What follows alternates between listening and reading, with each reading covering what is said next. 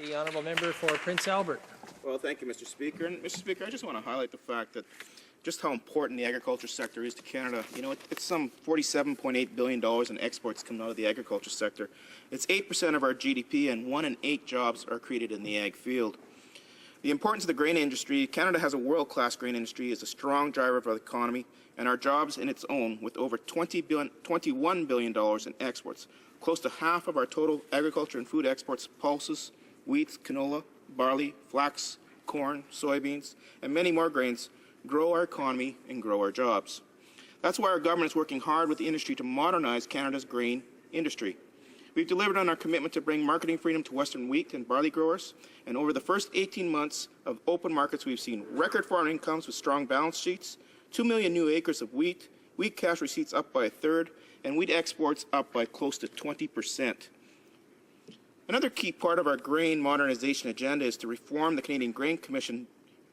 Building on our first round of reforms, we're looking at streamlining the variety of registration system, updating plant breeders' rights legislation, and promoting a practical approach to low-level presence of genetically modified content in our grain shipments. We are continuing our strong focus on innovation, investing over some $73 billion in research clusters and projects on grains and oilseeds and specialty crops. And of course, we continue to lock in new markets for our grain producers through trade missions and free trade agreements. We continue to work hard to get the new Canada-European Trade Accord out the gate. That will open up the world's largest market to our grain producers, eliminating tariffs on wheat, pulse, flours, and canola oil. Tariffs that can be up to $120 to $130 a ton on wheat and oats, for example. The industry is estimating new grains and oilseed opportunities in Europe of $100 million a year coming out from this historic agreement. So the future is bright, Mr. Speaker. This year we're coming off a record grain crop. Canada's up by close to 20 million metric tons from last year. At the same time, the global demand for grains projected by over 1 billion tons, projected to grow by 1 billion tons over the next 4 decades. And of course, we all know the large crop is presenting considerably challenges. Farmers across the West are facing major difficulties in getting their bumper crop to market from the farm gate to the ocean port. They're depending on an efficient, effective, reliable rail service to move these crops off the farm to our customers in Canada and around the world. You know, Mr. Speaker, I think it's important that we actually take a step back and look at this last crop year and just kind of put it in a chronological perspective of what actually has been going on in the grain belt in Saskatchewan. You know, last May it was a late seeding planting season. Farmers were very concerned that they actually weren't even get their crops in. In fact, we had some phone calls of farmers concerned that they wouldn't even get the crop in the ground and how they're going to handle their cash flows throughout the summer that if they didn't get a crop planted. Turns into a great growing conditions, great summer. Of course, Saskatchewan always has good summers, Mr. Speaker, and I encourage anybody here to come visit us in the summer. We have great lakes and great golfing and everything else, of course. But actually, we had a great growing season also in Saskatchewan.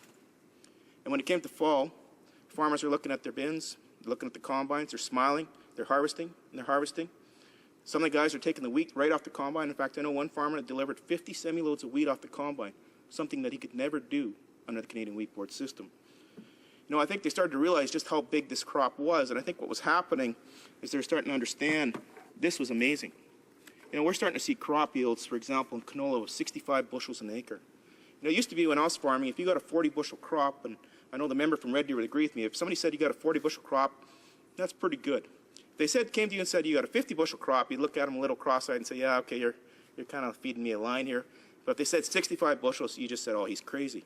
But you know, this last year, Mr. Speaker, I had more farmers tell me they got 65 and 70-bushel canola crops this last growing season. And you know what? The reason they had that is the genetics that they're getting, thanks to, in part, the funding that this government's given to plant breeders and through the different growing associations to help them select proper traits and to get the proper seeds and genetics in the ground so they can get these high-yielding crops. So here we've got this great crop. It's coming into October and November. The rail seems to be functioning fairly normal. It looks like it's moving. We go into December, and it all falls apart. Go into January, it gets even worse. Now, we know it's cold in December and January, but you know what? We're used to working in the cold. We have a lot of guys that work in the oil patch that work in minus 30, minus 40-degree weather all the time. So coldness definitely could be a factor for sure if safety is an issue. But reality is we're used to shipping and doing stuff in the cold. I think the reality is that you looked at what was happening is the system was actually starting to really show the strains that was coming upon it. The system couldn't handle the increase in growth in Western Canada. It couldn't handle the grain. It couldn't handle the potash. It couldn't handle the coal. And then it started to ship oil. Oil capacity also increased over this time, which our speaker from the NDP, the ag critic, highlighted quite correctly. In fact, it's kind of ironic. The NDP are complaining about oil, and if you wanted to help capacity on the rail, put the oil in a pipeline where it belongs, support Keystone, support Gateway, and actually free that capacity up so that we can ship more grain and more products from the prairies out to the West Coast. So this is the conundrum we're dealing with, and this is the kind of scenario that I was dealing with my farmers, talking to them in October and November. A couple of things were happening in October. Farmers were contracting throughout the summer, kind of hedging, locking in the prices, and they'd go to deliver that contract, and the grain company would say, well, wait a minute, the rail didn't show up. What do you mean the rail didn't show up? Cars, there's no cars. We didn't get our cars this week. We can't take delivery of your grain, so thus we're going to have to push your contract into next month because we just can't take delivery of that product. Well, the farmer's sitting there, and you have to realize he's got his banker told about this contract. The banker knows about it. He's got his cash flow figured out that he's going to pay his bills based on the contracts being honored and the terms in that contract being honored. But the rail doesn't show up. What do you do? Mr. Speaker, when I farmed, I can remember this scenario many times at the rail where they'd phone ahead and say, okay, we're going to have cars showing up on Friday. Grain company, you got to load them over the weekend because we're going to pick them up on Monday. In fact, I had a scenario on my own farm where we loaded about 6 Super Bs on a Saturday, shipped them off for 200 miles to an elevator, having there Monday morning, 8 o'clock, only to find out there's no capacity because the train didn't show up. Then what do you do? Now, I know our members talk about the Canadian Wheat Board, and they talk about how it would be the saving grace for all this scenario. The reality is it'd make it worse. If you look at what's going on in the rail freight system at this point in time, I'll use the example of oats. Oats does not belong to the Canadian Wheat Board. Right now, oats going into the States is well behind where it needs to be. The mills down in the States are screaming for Canadian oats, and farmers have some of the best oats in the world. And what's going on? The rail is not delivering our oats. Amazing. So it's oats, it's non-board crops, it's coal, it's a variety of things that are affected by the lack of rail service we're seeing out of CN and CP. And that is juggling into the economy of Saskatchewan, the economy of Alberta and Manitoba, because we need that rail to perform. Now, Mr. Speaker, if you look ahead and you look at what's happening on the prairies and the growth that's happening in Saskatchewan and Alberta, I'll use the example of the genetics in corn. It used to be 10, 15 years ago, if you said you're going to grow corn in Saskatchewan, they'd raise their eyebrows, and I know the member from Red Deer would agree with me. He'd say, oh, you're nuts. You're not going to grow corn in Saskatchewan. But you know what? The new genetics are lowering the heat units on corn. And we're going to start growing corn in Saskatoon. And that's very amazing because corn is a nice crop to grow. It's high value, and it's a good profit crop for farmers. One of the problems with corn, though, it's 4 times the volume. So think about it. When we're shipping 1 ton of wheat right now, we're going to be shipping 4 tons of corn. How do we handle that? And I give their minister credit because as this was happening, as we started to recognize the problem of the rails not doing their job, what did he do? First thing he did is he brought all the players together, sat them down in a room and said, what are you going to do to fix this? He put them together and said, what are the problems? Fix it. He sent them out to create solutions for that. And they should find the solution. CN and CP, this is their responsibility. And the minister did his job when he put them in the room with grain growers and grain companies and said, how do we make this work? You've got to get farmers' grains shipped to market. That's the first thing he did. The second thing he did is he went with the producer associations. He funded them to the tune of $1.5 million from us and $1.5 million from them to look at the future of transportation and what we need to do to make sure we do not lose markets as we get new trade agreements like TPP and CETA and what other agreements with Korea and other countries that may be coming down the road. They're going to actually look at this in the future. They're not looking at it today. And I don't want people to think that $3 million is supposed to solve this month's and next month's problem.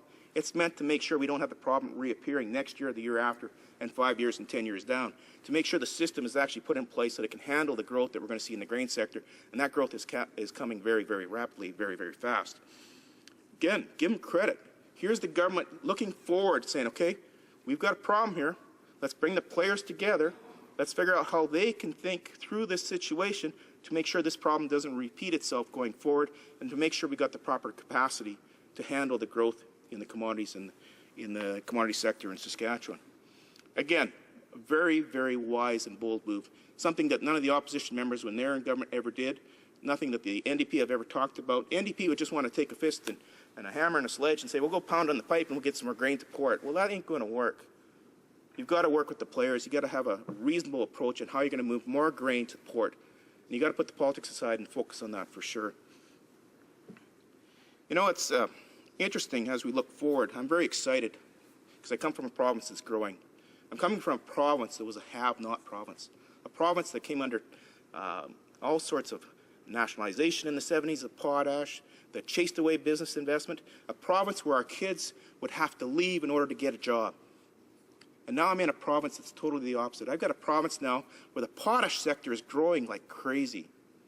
I got a province that we're taking all our kids back from Alberta and back from BC and back from Ontario because we need them. And you know what? We'll take many more. We'll take immigrants from the Philippines because we need people.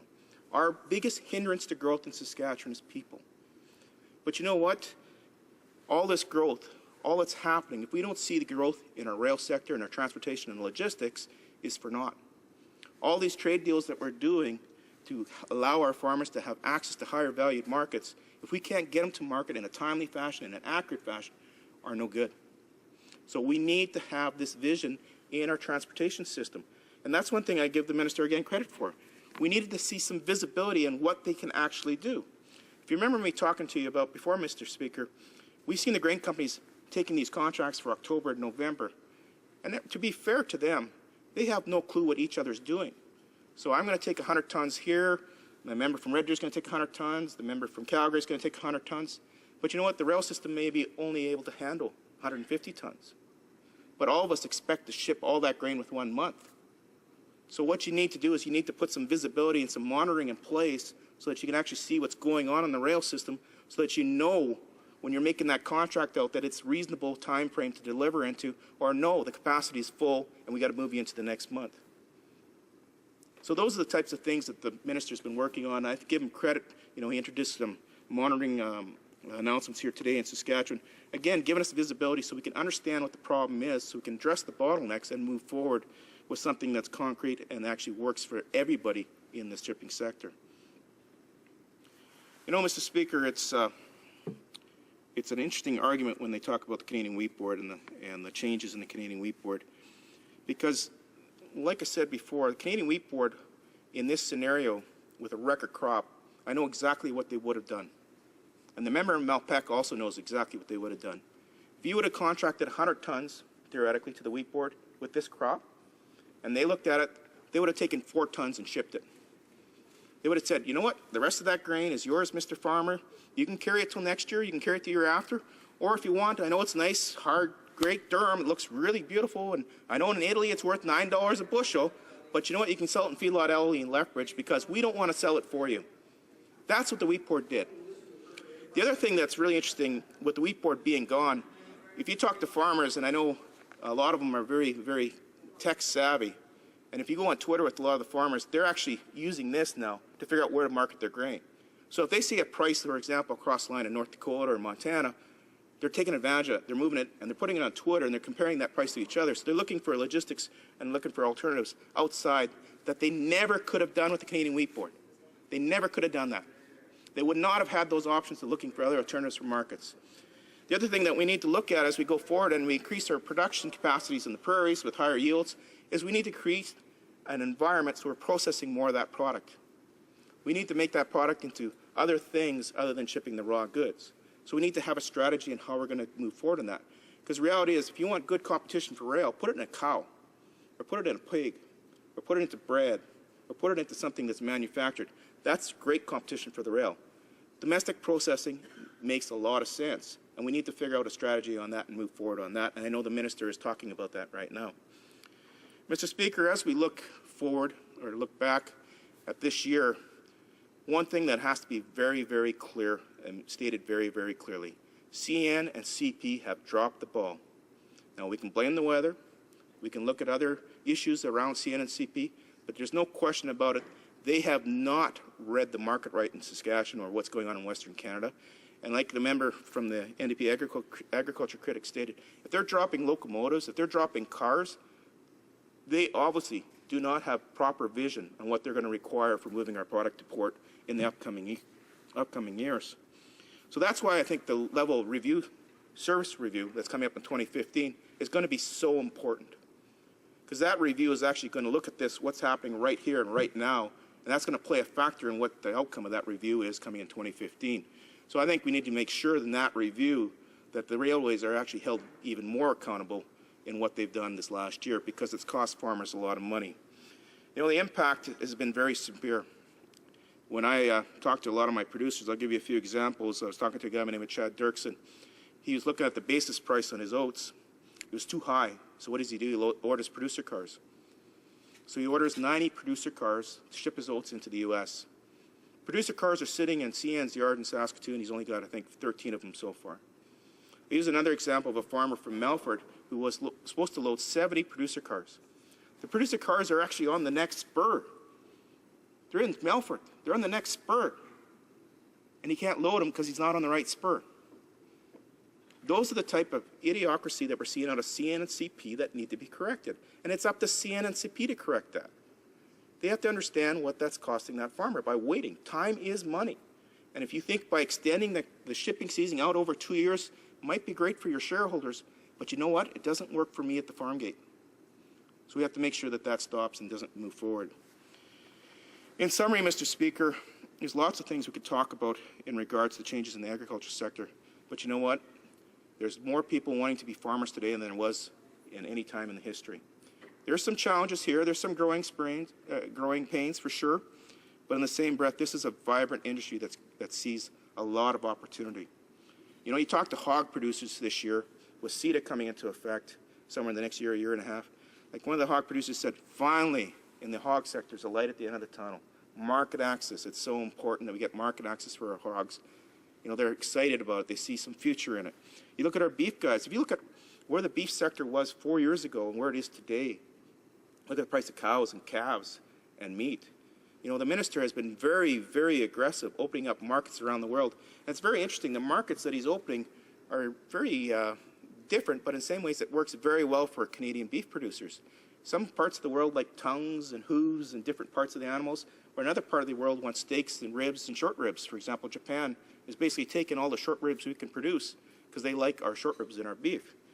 We've got lots of opportunity, and I give the minister credit because he's been very aggressive, recognizing the importance of trade to the agriculture sector. We are a trading nation. We grow way more than we could ever consume in Canada. We need to make sure that we can get that product to port, so we need effective rail from CN and CP. So in closing, Mr. Speaker, I want to commend the minister for all the work he's done on that. I know he's had many long days working with farmers, working with the industry, working with the railways to ensure that we get some sort of answers and some moving on that. And I know we'll see some success as we move forward, but just like anything else, it will take some time. But you know, the sector's strong, farmers are vibrant, we'll move on, we'll get through this. And we also know what we look back on was something that was far worse. Thank you, Mr. Speaker.